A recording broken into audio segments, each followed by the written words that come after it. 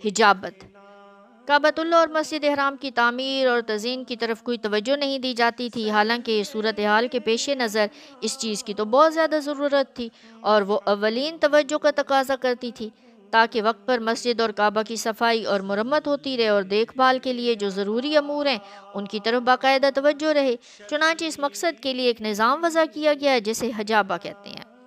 حضرت قصی کو رفاع عامہ کے ان کاموں کی بدولت عوام میں بے حد پذیرائی اور مقبولیت حاصل ہوئی، انہیں ایک طرح کا سربراہ مملکت تسلیم کر لیا گیا اور وہ بلا شرکت غیر سب کے حکمران بن گئے اور وفات تک ان تمام امور کی نگران اور سرپرست بھی رہے۔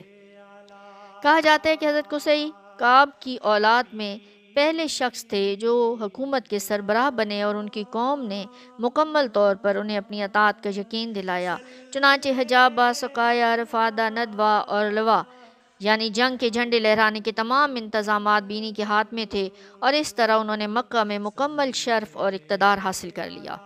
البدایہ والنہایہ میں ہے کہ انہوں نے نزاعات کا فیصلہ اور ظلم کے ازالے کے لیے ایک عمارت تیار کی جس کا نام دار الندوہ رکھا۔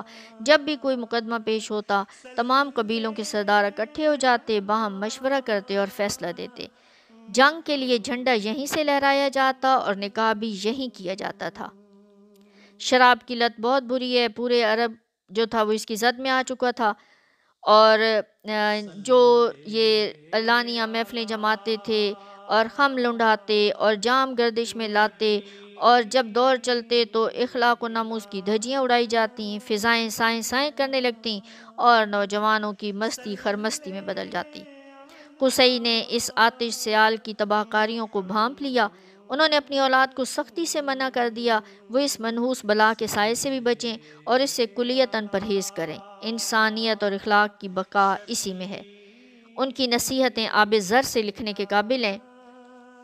اس طرح سے کہا کہ جو شخص کمینے کی عزت کرتا ہے وہ اس کی کمینگی میں حصے دار بن جاتا ہے۔ دوسرا یہ کہ جو اپنی حیثیت سے زیادہ مانگتا ہے وہ محروم رہتا ہے۔ پھر یہ کہ حاسد مارے آستین ہوتا ہے، اور یہ کہ جس کو عزت راس نہیں آتی پھر اسے ذلت ہی ٹھیک کرتی ہے۔ پھولوں سے نفرت کرنے والے پتھروں سے ٹھوکریں کھاتے ہیں۔